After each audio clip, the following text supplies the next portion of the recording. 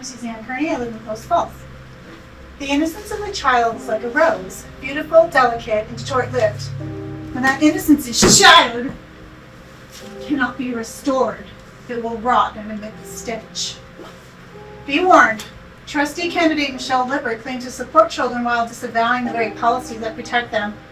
In yesterday's Kootenai Journal, she said, raising responsible adults is a process that, quote, is led by parents.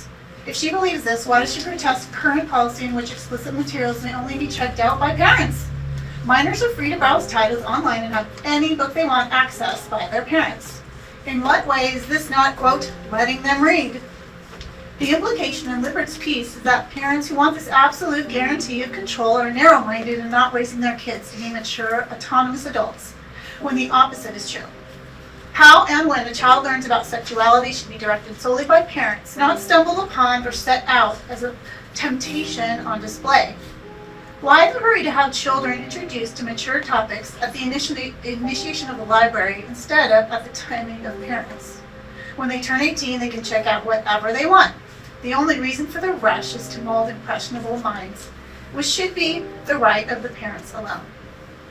I accompany my kids on every library visit. I read to them regularly and homeschool, and yet they have still stumbled on sexual content. When they do, they know to come ask me about it and we talk, but it's not on my timing. A 2025 poll by Idaho Family Policy Center found that 71% of Idahoans support HB 710, which requires community libraries to protect children from explicit materials.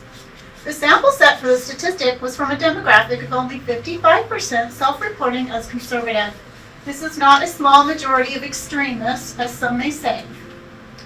Unresolved conflict requires negotiation. The current policies are a compromise that keeps minors from stumbling on explicit content by accident, while still allowing complete and full access with parental consent.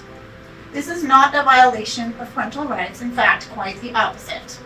If you are with the majority of our state and agree that this is common sense and not, quote, right-wing extremism, I encourage you to vote for CLN candidate Victoria Bauman on Tuesday. Victoria is a mom committed to following the law and upholding policies that keep our libraries thriving. Victoria will give parents the assurance that every trip to the library will be full of discovery, the good kind.